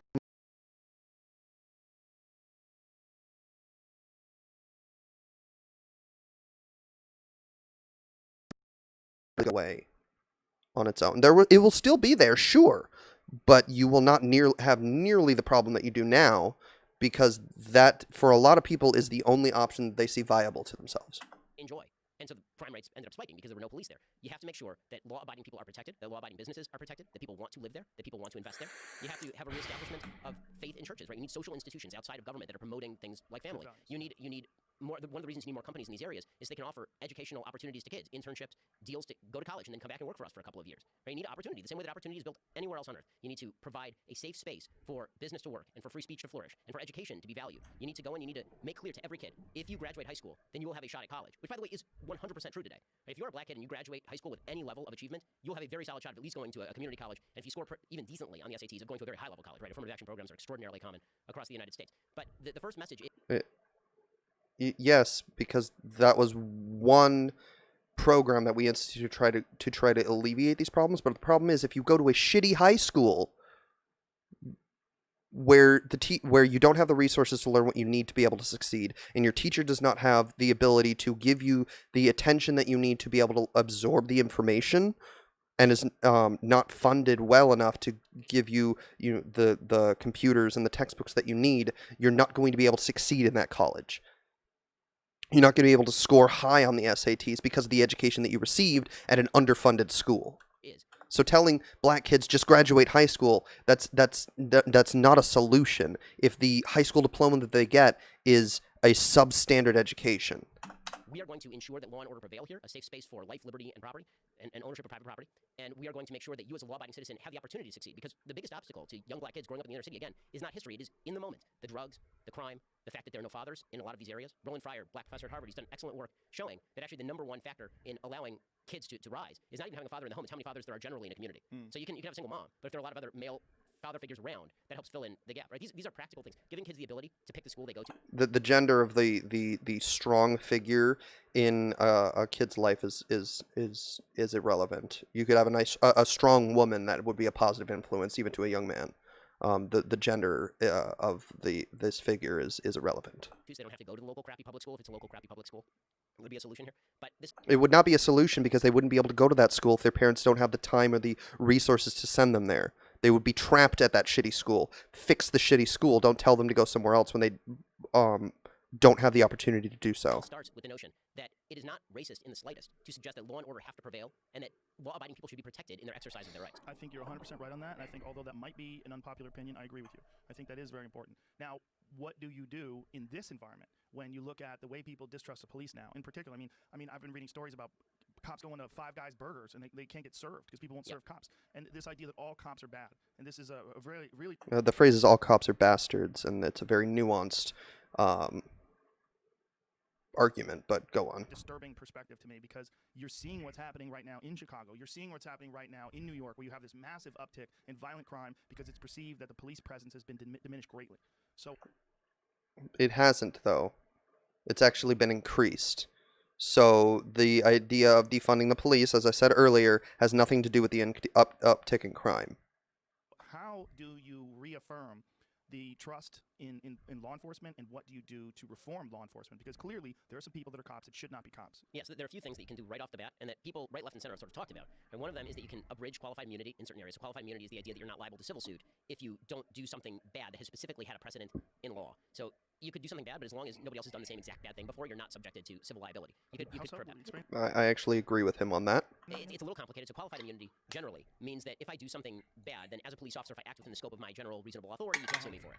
The actual way If that you do something bad, what if you shoot somebody while you're operating like Right. So the reason that qualified immunity, as currently understood under Supreme Court doctrine, is too broad is because the standard used to be you would have to act as a reasonable police officer. If you acted as a reasonable police officer and you took a reasonable action, right? Somebody went for their waistband, they had an object in there, you didn't know if it was a gun, you shot them, right? You wouldn't presumably be suable because that's still reasonable. You track a guy down, you shoot him in the back, and then you plant a gun on him, that presumably would be suable, right? He'd be Right, personally I liable. understand what So you're the way that Yes, but that's not how it's applied today, and that's why it's a problem. the Supreme Court has done this is they broaden qualified immunity to such an extent that you can still, bottom line, you can still get away with some bad stuff and not be sued for it. So that needs to be curbed. That's one thing. Yeah. Second, police union contracts need to be utterly redone across the country. Police union contracts right now protect a lot of bad cops, right? But Yes. police unions are designed to protect the members of the union, just like any I can't believe I'm agreeing with Ben Shapiro on something, but yes, you're right. God, I feel slimy for saying that. other union. Yeah. And so what that means is that police unions, I'm not a fan of public sector unions generally, but police unions need to be abridged in their ability to protect cops who do something wrong. Shocking. Somebody on the right wing that doesn't support unions. I wonder why. Third, you need to have a national registry of cops who are disciplined for violation of procedure, so that they can't just leave LAPD and then go work for a Ferguson PD. That's what they're doing in that. There's a bill in Congress right now that would do that. It just needs to pass. Or something, right? Those are some easy things that you could do right off the bat. But the biggest thing right now, the biggest factor in terms of lack of faith between police and citizens, really is the media, because there's been a lot of talk about the racial constituency of police forces. The majority of the LAPD is minority. The majority of the Baltimore PD is minority. The race of the police officer that's arresting you has little to do with the distrust with the institution itself. You have to realize that, Ben. Just saying there are black cops, why is there still a race problem? It's because black people are pulled over at higher rates, and bad cops are not punished in any sort of suitable fashion. And because of those things, black people in this country have an inherent distrust of cops because cops keep killing them. So of course they're going to be hostile with somebody that they perceive as a threat, just like cops are trained to perceive everybody else as a threat through their initial training and through the bullshit warrior training that they go through as well. I believe that a huge percentage of the Chicago PD is minority. So it really is not It about doesn't black matter. cops in black neighborhoods. In Baltimore, it's a lot of black cops in black neighborhoods, and that has not solved the problem of people mistrusting. The problem, another thing that goes into that is those are cops. The cops don't patrol the areas that they live in. They live elsewhere and then come and patrol those areas. One thing that could alleviate that is if the cop that's pulling you over is your neighbor and you know them personally, you have a much lower chance of being hostile with that cop and it resulting in somebody's death than if it's just some random person, even if their skin tone is the same as yours, that you don't know. So hire cops that live in the areas that they patrol. That would be one way to alleviate this distrust among many. On an endemic level. Well, it's an inherently difficult job. It's a rough job, man. I mean, I have nothing but for good cops. They're heroes, and the vast majority of cops are good cops and they're heroes. Yeah, I read a meme the other day that's very accurate. It said if you have 130 good cops and 12 cops, or 12 cops that are bad, you have 12 bad cops. If you have 130 good cops and 12 bad cops, but the 130 won't do anything about the 12 bad cops, you've got 142 bad cops. Yes, that right there is what the phrase "all cops are bad" or "all cops are bastards" is speaking to. It's the cops that turn a blind eye to the bad cops that are doing these horrible things that are part of the problem as well. That's why they're bad as well, because if you're not willing to report your buddy that's wearing the same uniform as you for beating the shit out of somebody for no reason, if you're willing to turn a blind eye to that because he's your buddy, he's your cop friend, that makes you maybe not just as bad, but equally culpable. I don't know why, but I have a feeling you don't like him. No, I do not like Ben Shapiro for a lot of reasons. Yeah, and I think that that's right. Yeah, I think that's right. I think that it is also true that our standard of what constitutes a bad cop has, in some ways, become much more stringent. So, for example, there are cases that become national stories in which a cop was labeled a bad cop and he wasn't a bad cop. Right, but there are bad cops. For sure. Look, here's a great example. It's become much more stringent because we all have cell phones now with cameras in them that can capture cops doing bad things, so we know about more of what the cops are doing that is bullshit. That's why it's become more stringent. It's like racism in America. It's not getting worse. You just know about it now. You're seeing it now. You're seeing the bad cops now because everybody has an HD camera sitting in their pocket. Their cell phone. You can record a cop at any given moment. If you see one, you can record them and get high quality video of what they do. And if they do something fucked up, you can post it online and everybody's going to know about it. It's not getting more stringent. We just know about all the shit that they're doing now, or at least a bigger portion of it. The cops that pushed down that old man in where was it, Buffalo, New York? Is that Yep. where it was? Ugh. That's fucking crazy. I mean, and that's white on white crime, right? I mean, White on white crime. Oh man, Benny Boy's gonna head over to the black on black crime argument, isn't he? I'm surprised he hasn't invoked 1350 at this point, but I think he's not doing it because he's on Joe Rogan. What's also bullshit about the guy that got pushed down in Buffalo is that all of the cops that were there resigned because the two cops got charged that pushed him down. They got charged, so the other cops resigned out of solidarity. And also the administration's opinion of the gentleman that got pushed down was equally bullshit.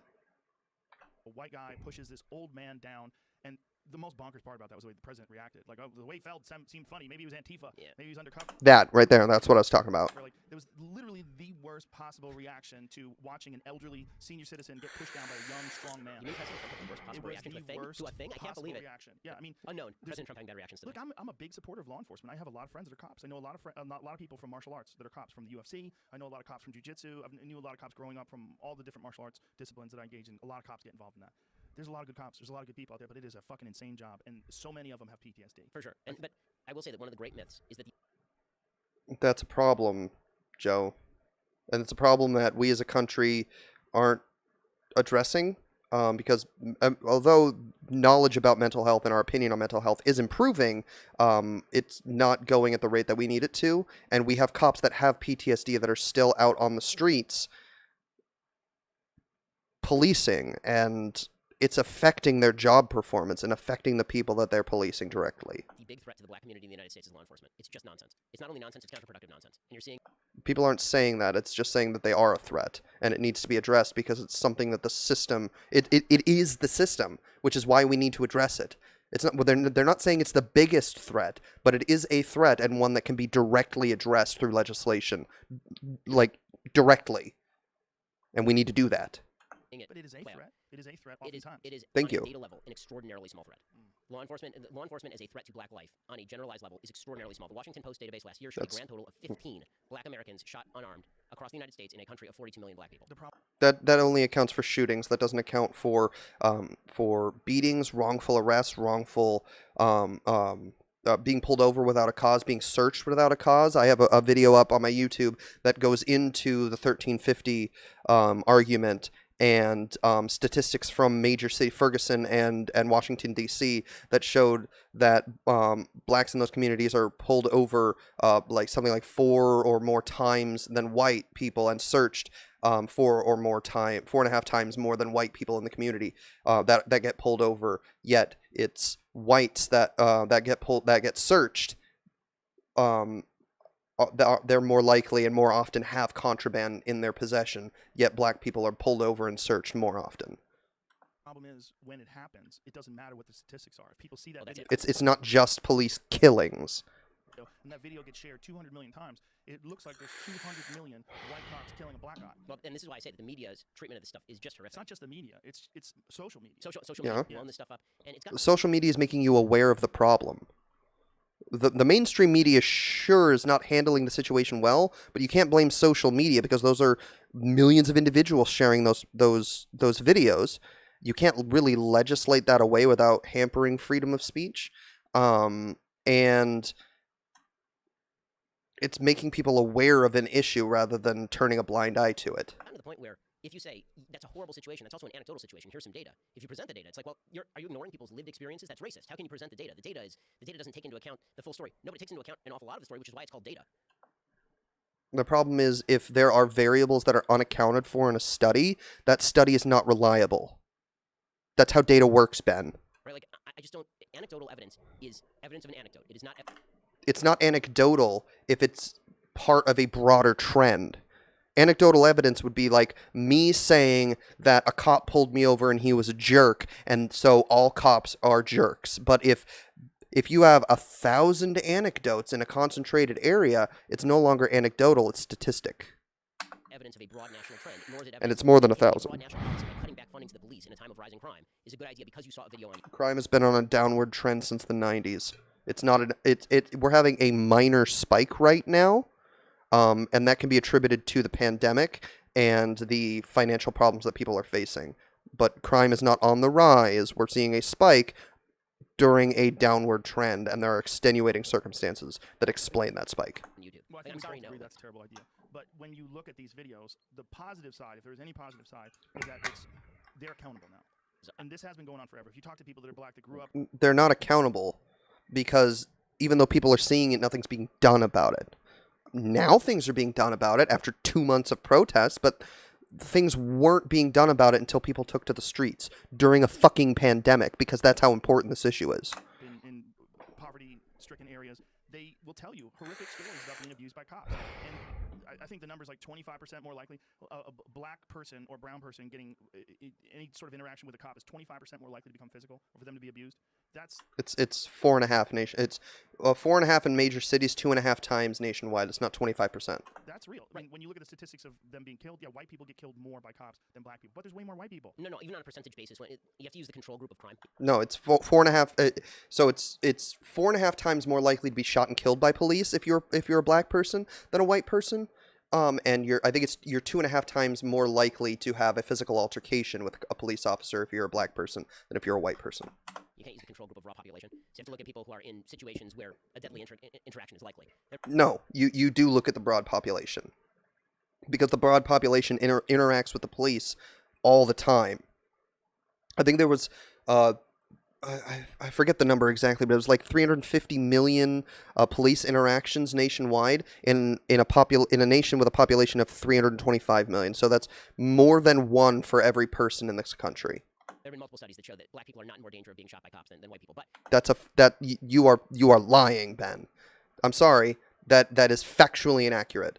And as you like to say, facts don't care about your feelings. You are factually wrong. It is true that low-level uses of force between cops and black people are worse than low-level uses of force between cops and white people, right? That's the Rowland-Fryer study. There are a few confounds that have yet to be sort of worked out. I think probably white people are less likely. So in this particular study that he's citing right here, certain variables need to be worked out before you can take it at face value. But earlier, when he was citing a study where it doesn't tell the whole story, but it tells most of it, that means there are variables that haven't been worked out, but you can still take that at face value. This is classic Ben Shapiro, very disingenuous argumentation. Likely to believe that the cop's going to kill them, whereas black people are probably convinced He's contradicting himself in real time. It's kind of funny to watch. the cop's going to kill them. That might play a factor in why there's more white people being killed by cops. I mean, than that black may very people. well be true. It may also be that low-level uses of force may be disparate. If you think that the cop's likely to be a racist, then you might be more likely to resist the cop. And then Imagine running face first into the point and still missing it. you might be more likely to rough you up. So it's very difficult to rub out the confounds there. The one thing that we know for sure is that the greatest threat to black life, just like the greatest threat to white life, is members of your own race killing you. Like if you're talking about actual murders, Here we go. Is the black on black crime. It's not members of your own race, it's members of your community. It's just that black people tend to live in minority dominant areas because they've been financially pushed into those areas through racist policies from previous generations that they haven't been able to break out of that cycle from. I mean, there's stickiness at the ends of our economic system. If you're born rich, you're more likely to die rich, and if you're born poor, you're more likely to die poor, which means if you were born poor and in an impoverished community, which is majority minority because of racist policies of the past, you're more likely to stay there, and the people that you're going to interact with are going to be of your same racial group. It's not about race. In this particular instance, it's about who you're around. They just happen to be around people of their own race through racist policies in the past. white people are killed by white people. Black It's people are killed by conflict black people. you know mostly. Right. It's Yeah, Joe kind of hit it, yeah. intraracial, right? There's Yeah. there's very little interracial crime, like black on white or white on black in the United States. There's a lot of intraracial crimes, a lot of white people victimizing white people and black people victimizing black people. And the question is, how do you stop that? This is why, I don't know if you saw this interview, it was kind of an amazing interview. Terry Crews, Or we've already gone over how you alleviate the crime problem in black communities, like several times. I'm tired of repeating myself. the actor, Yeah. he was on Don Lemon, Don Lemon, right? yeah. And Don Lemon is doing the Black Lives Matter sloganing, and Terry Crews says, well, all lives matter. And Don Lemon says, but no, Black Lives Matter doesn't mean all Black Lives matter. Right? But Terry Crews said all Black Lives Matter. And he said, no, not all Black Lives matter, only Black Lives matter. We're only talking about police brutality right now. I know we misspoke, but the response of all lives matter to the phrase Black Lives Matter is inherently racist. Black Lives Matter doesn't mean other people's lives don't matter. It means we're focusing on black lives right now. It's like I've seen several different comics on Facebook which were hilarious and explained it really well. If you live in a town and you're a firefighter and there's a house on fire, you're not going to start shooting water on all the other houses because all houses matter. You're going to fight the fire at the house that's on fire. And that's what we're doing here. Another one was a guy broke his leg, and he was like, oh, my leg. And somebody else came along and was like, call an ambulance. The third person was standing there like, what about my leg? That's exactly what you sound like when you say all lives matter. I'm sorry, Terry Crews. You're off on this one. And Terry Crews is like, well, why aren't we talking about all Black Lives Matter? Because if Black Lives Matter means you withdraw cops, or withdrawing cops means more dead black people, then why wouldn't those lives matter too? And this is where the sloganeering gets in the way of actual progress. Because that's not the only thing you do, Ben. You don't just remove cops. You remove cops, allow people that don't have a gun on them, like social workers and things of that nature, to handle things that don't necessitate the use of a firearm to handle those issues, and you also address the systemic and financial issues that cause crime in those communities. Right, where ideology hits facts. Right, exactly. It gets very weird. And Terry Crews was called some terrible names for that, but then a video surfaced of Don Lemon from 2013 chastising black Sounds like me people. on that, right? It sounds like me He talking about. sounds exactly like you. It's hilarious. Pull your pants up. Get your shit together. You know, like He's literally saying things like, don't have babies out of wedlock, Yes. right? Stay in school. Right? Which, by the way, again, all of this is commonsensical and true for all races. It is not just black people. Young white people in Appalachia Yeah. need to get their shit together. Yes. Everybody needs to get their shit together. But again, young white people in Appalachia are dealing with the same thing. What's around them all the time is crime. People taking pills. Everyone having babies out. Look at that. It's not just because they're black, and it's not a black community thing. It's the community they're in as a whole, regardless of race. Would you look at that, Benny boy? Wedlock, people impoverished, no hope, no potential for escape. I mean, That I is agree, but the first thing that has to change. So my dad had when I was looking to get married. My dad said the way that you get married is it's not that you find a girl and then you decide to get married. You decide to get married and then you find a girl.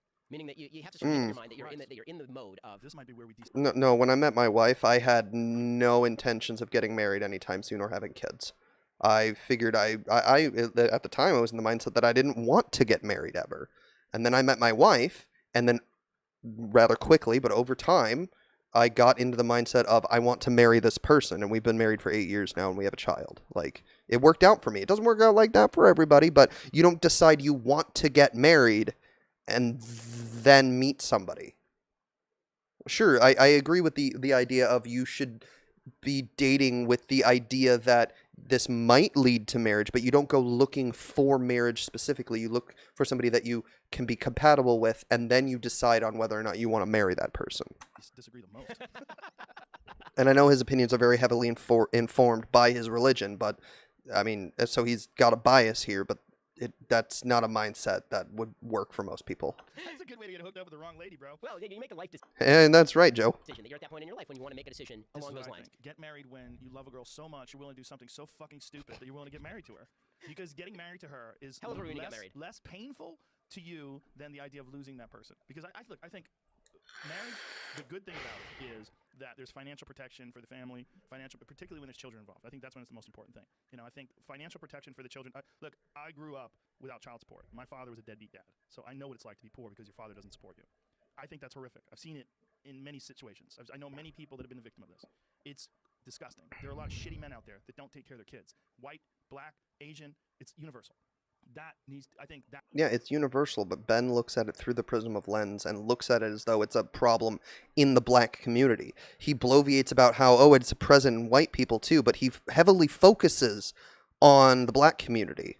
It kind of informs his opinion on what, it informs you on his opinions of black people. That is where the legal definition of marriage and protection of children and protection of the woman who has to take care of these children financially, I think that's significant.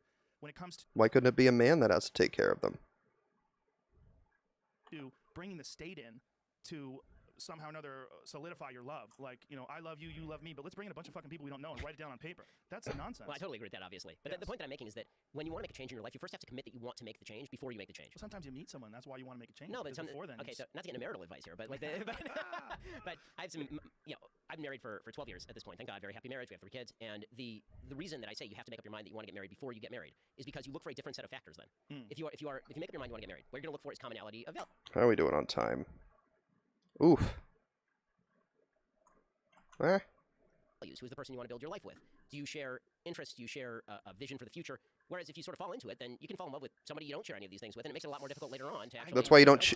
That's why you don't choose to get married to somebody that you're not compatible with. A lot of people do that because they meet somebody, they fall in love with them, and they decide to get married even though they're not compatible. But you don't go out looking for, I'm going to find a wife, and then because that influences your decision making, you ascribe that quality to somebody like, this person is going to be the person I'm going to be married unless I find some massive flaw in them. And you start excusing things that are red flags potentially because you're in the mindset of, I need to marry this person and this isn't a big enough red flag for me to carry about it. I can excuse it.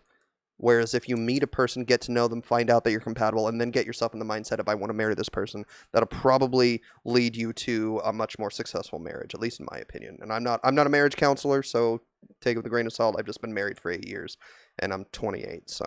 I don't think you fall in love with someone that you don't share values with. I think you think they're hot and you want to fuck them. Well, people use this stuff up pretty regularly. Well, people are silly. People are indeed silly. People tattoo their eyeballs, man. They do a lot of dumb shit. You live in a world I don't, man. Well, that's not my world. I don't have any friends with eyeballs tattooed. But people make mistakes they get attracted to someone physically.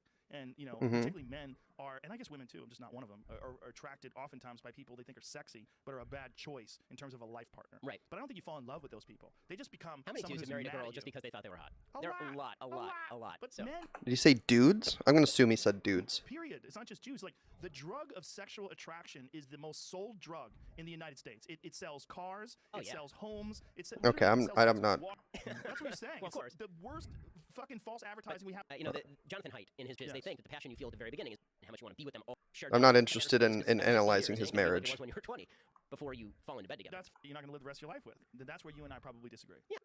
Inside of us. That program is still inside of us. And that program is when you see a man and he's with a beautiful woman, but another beautiful woman walks to the day. He's just listening to them talk about TikTok and all kinds of other stuff. Okay, I think that this is going to be what the rest of the video's about. I know they touch on the racial issue again, but I'm basically repeating myself at this point. Disagreeing vehemently with what Ben's saying here. But I think we're gonna just gotta call it a night there now. I mean, this video's coming up on 2 hours at this point. But yeah, I mean, if you're still watching, you're interested in this content, feel free to drop a follow here. Follow me on my YouTube. If you're watching this on YouTube, go ahead and hit the subscribe button. I'm also, if you are watching this on YouTube, I stream on Twitch. Sunday nights, I do gameplay, so I don't touch on politics there. I'm still working out a streaming schedule for this kind of content during the week because I work kind of a strange schedule. I work the late swing shift. So I'm still, and I have a 1-year-old, so I can't really do it during the day. I'm still trying to figure that out. But feel free to follow me on Twitch.